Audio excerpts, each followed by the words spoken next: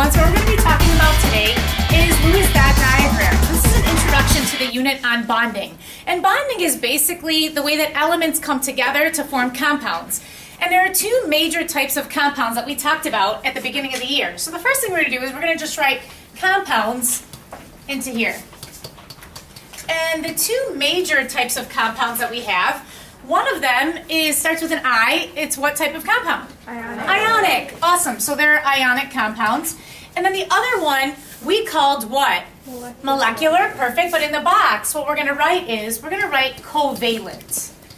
And then underneath, I'm just going to write molecular compounds. Okay. So the first thing that we're going to do is we're going to talk about what ionic compounds look like. So we know that ionic compounds are typically made of what two types of elements? Cations and ions. Perfect. I heard cations and anions, and then I heard metals and nonmetals. So we're going to write both of these down. We're going to write both of these down. We're going to write metal plus nonmetal, and we're also going to write cations, which have what charge? Positive, with anions, which have a negative charge. Okay. So you have a cation with an anion. And so these are the types of elements that will make up an ionic compound. And just like at Club Chem, in ionic compounds, the metal, if it's positive, will do what with its electrons? Give. Good. That'll lose the electrons, which means the nonmetal will do what? If it's negative, that means it will take. So this is actually a losing and gaining of electrons. In other words, they transfer. There's a transfer of one or more electrons. Okay, there's a transfer of electrons in ionic compounds. And so I'm just going to say, think Club Chem. Okay, and so remember the idea was that the metal would give the electron and the nonmetal will accept, and then it's that difference in charge, it's that positive-negative attraction that causes that ionic bond, that creates that ionic bond. Okay.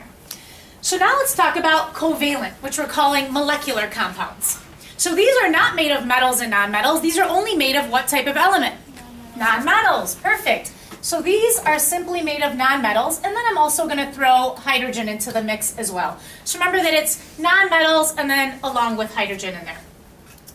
And so what these are going to do is these are not going to lose and gain electrons. What do these do with their electrons? They share them. Perfect. These share the electrons. And so we're going to talk about this idea of sharing electrons. This is a huge thing about covalent molecules. This word co here refers to sharing, and this valent refers to what are called valence electrons. Anybody know what the valence electrons are? Anybody want to take a guess at what the valence electrons are?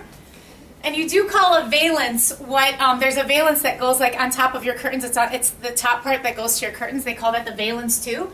These are the outermost electrons. The electrons in the outermost shell. What's another word for a shell? What do you think? The outermost shell or the outermost what? Energy level. Awesome. The outermost shell. And they are involved in bonding. These are the electrons that are going to create the bonds, okay? It's these valence electrons. Now there's a quick find on the valence electrons. All you have to do is, if you look at a periodic table, so you find on the periodic table, you check to see above the groups there are Roman numerals. It's the Roman numerals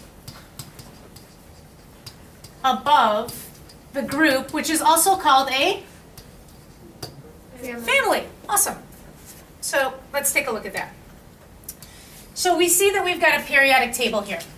And right on top here where it says the group number right here, do you see how that says 1A and then it says Roman numeral 2?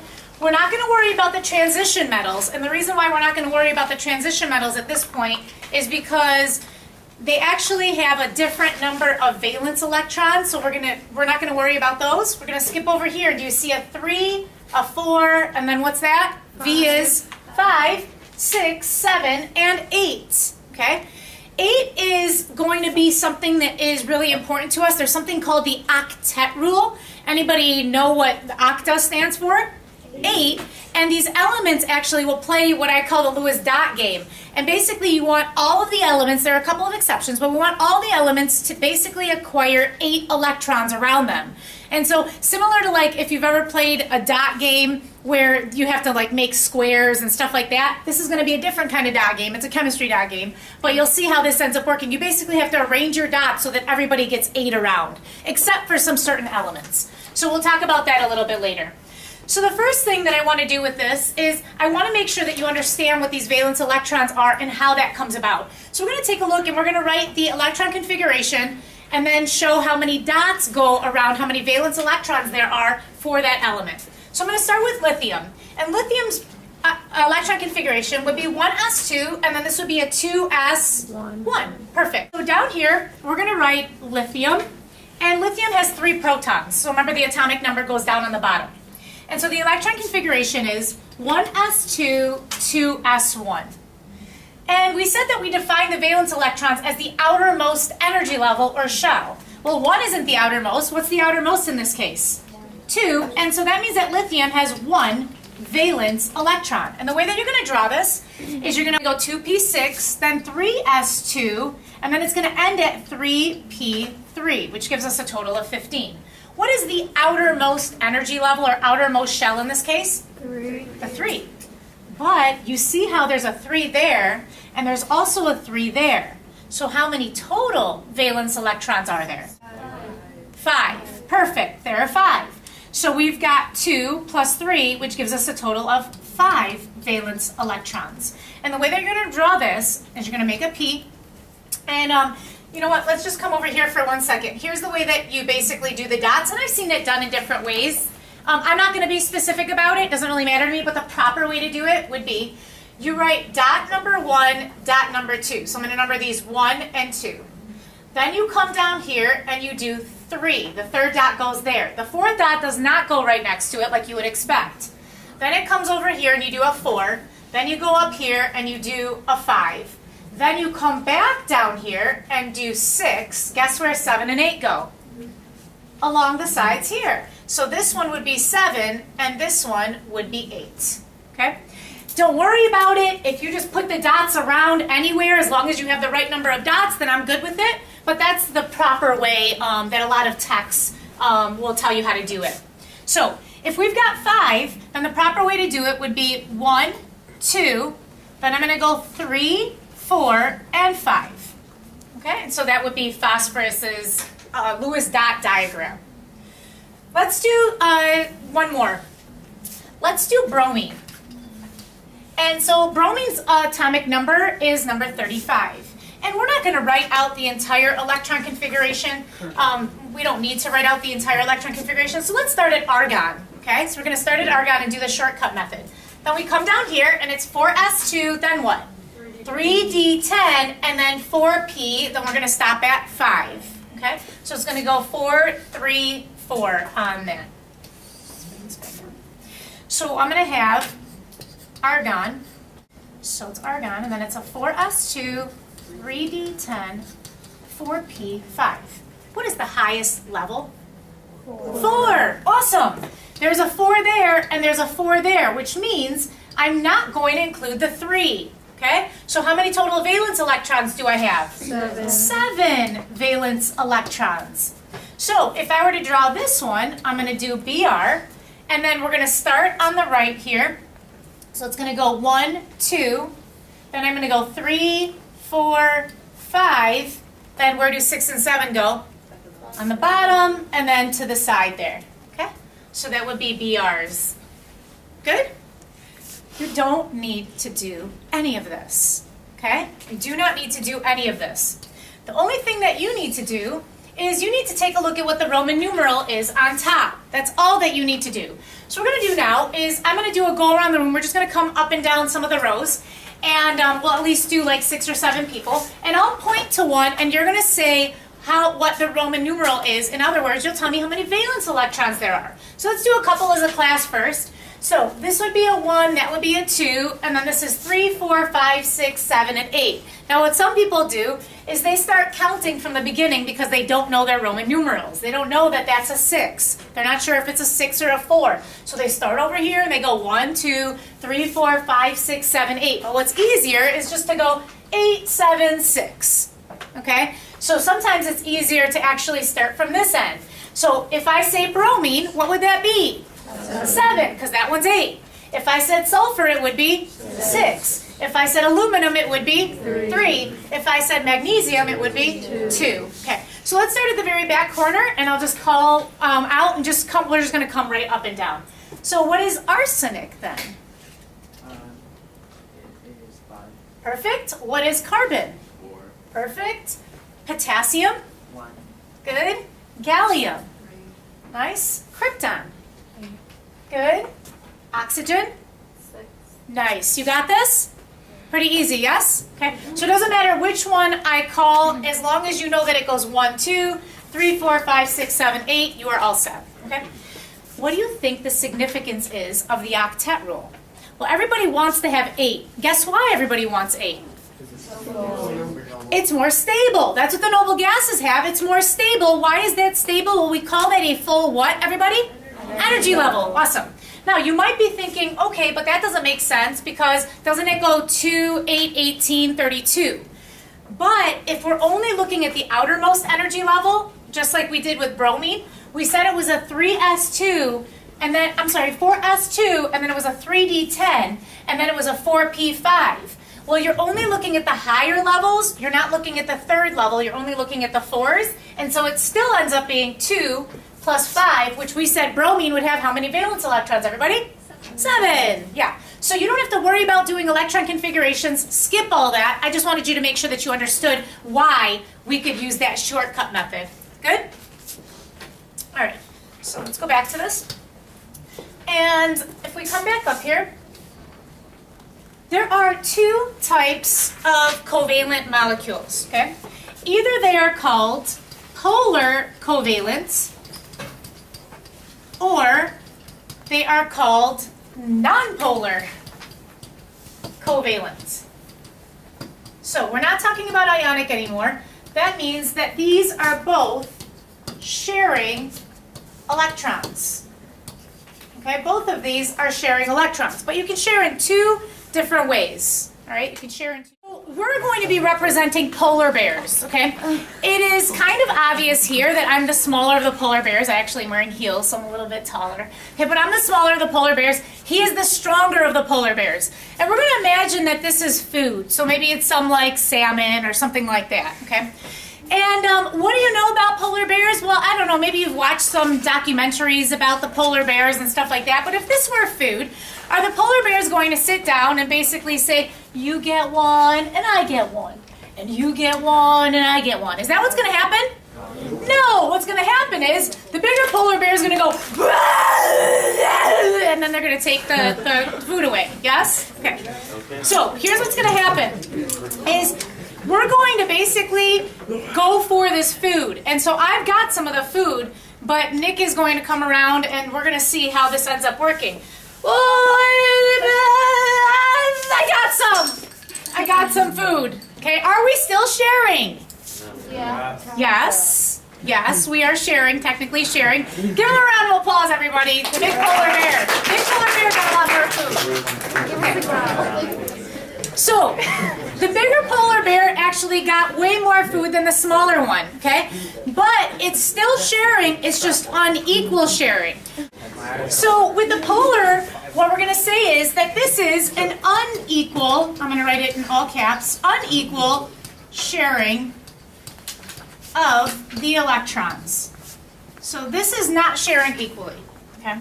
So, what we can do is we can check to see when we look at a chart of electronegativity values, we know that fluorine has the highest electronegativity value. And what ends up happening is the ones that have a higher value will have a stronger pull on the electrons. And so basically, you can subtract to check to see what your electronegativity difference is between any 2 elements. And depending on what that difference is, it'll tell you whether you have ionic bonds, you have polar covalent bonds or non-polar covalent bonds.